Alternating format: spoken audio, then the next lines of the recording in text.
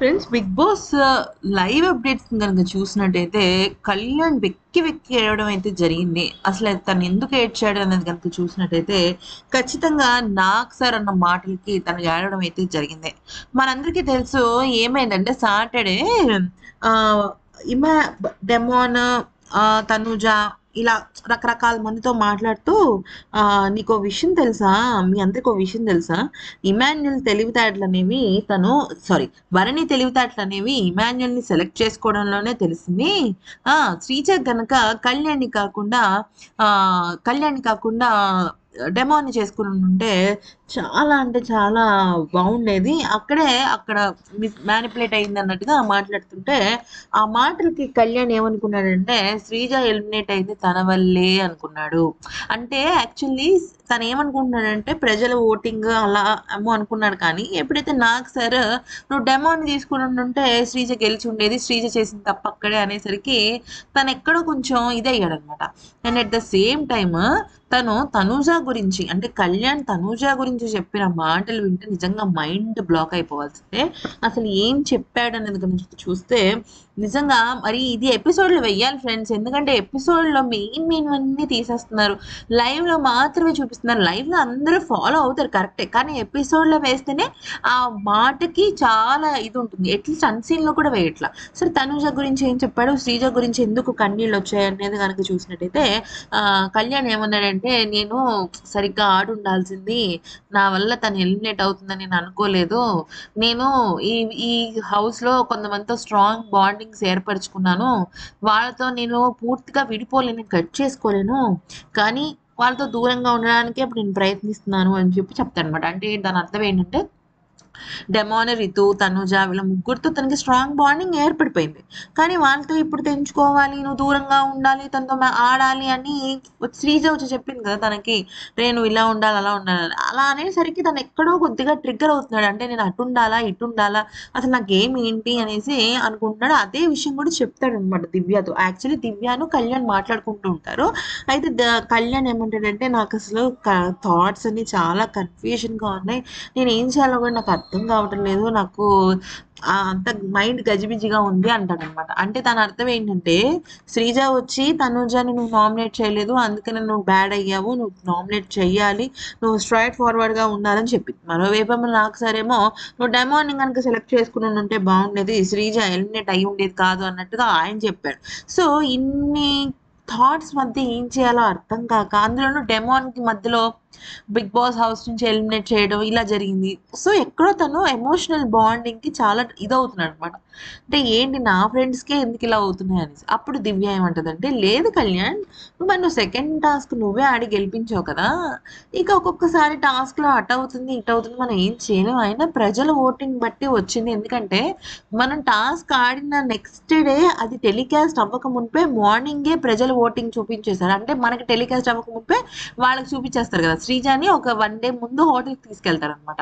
So అదంతా జరిగింది కదా, నువ్వు టాస్క్ ఓడిపోవడం వల్ల కాదు, ఓకే, నువ్వు ఓడిపోవడం వల్ల కాదు, నీ ట్రై నువ్వు చేసావు, కానీ అక్కడ నిజంగా టాస్క్ గెలిచినా కూడా ఒకవేళ ఓటింగ్ కనుక శ్రీజాకి తక్కువ వస్తే శ్రీజాని ఎలిమినేట్ అయిపోయేది, భరణి గారు ఉండేవారు అని చెప్పేసి దివ్య అనుకుంటూ ఉంటుంది అనమాట.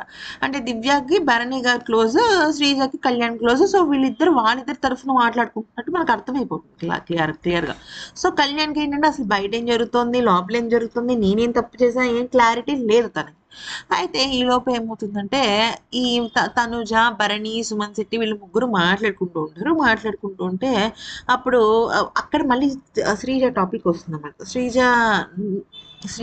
తనుజ గురించి టాపిక్ వచ్చి వాళ్ళిద్దరి మధ్య ఉన్నన్ని రోజులు కొద్దిగా మాటలైతే అంత గొప్పగా ఏం లేవు అన్నట్టుగా చెప్తూ ఉంటాడు. అంటే అక్కడ కొంచెం మనకు కట్ చేస్తారనమాట.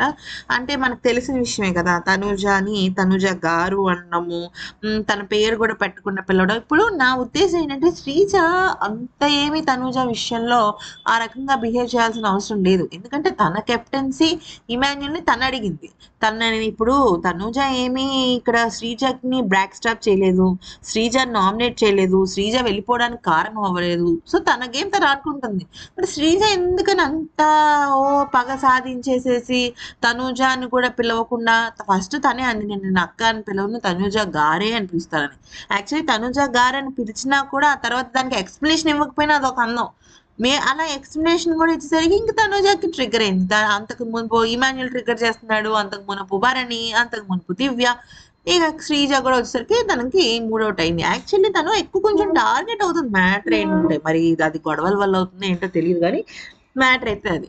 అయితే సరే ఇక టాపిక్ లోకి వచ్చినట్టయితే ఈ లోపు ఏమవుతుందంటే భరణి గారును సుమన్ శెట్టి తనుజ వీళ్ళ ముగ్గురు కూర్చొని మాట్లాడుకుంటూ, నేను రేషన్ మేనేజర్ అయినప్పుడు కొన్ని అనుకున్నాము, ఇప్పుడు రేషన్ మేనేజర్ అయినప్పుడు మనం కూడా దొంగతనం చేద్దాం, నా రేషన్ మేనేజర్కి వీళ్ళు దొంగతనం చేయాలి అన్నట్టుగా వాళ్ళు మాట్లాడుకుంటూ ఉంటారు.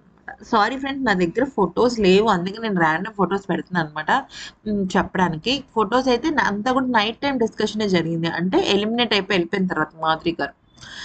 సో అలా జరిగింది. అంటే అప్పుడు అంటే వీళ్ళు డిస్కస్ చేసుకుంటూ ఉంటారు. అంటే లేదు లేదు మనం కూడా దొంగతనం చేద్దాం, వాళ్ళకి కూడా పేరు తెలియాలి అన్నట్టుగా. ఈలోపు కళ్యాణ్ దగ్గరికి దివ్య మాట్లాడుకుంటే తనూజ వచ్చి ఏదో రాము గురించి, బెడ్ గురించి, బెడ్ షేరింగ్స్ గురించి, అంటే రాము కింద పడుకుంటున్నాడంట. సో రాము కింద పడుకోకూడదు, ఏదో ఒకటి అడ్జస్ట్ అవుదాం అని చెప్పేసి వాళ్ళకి డిస్కషన్ జరిగింది. ఈ డిస్కషన్ లో తనూజ కూడా వచ్చింది.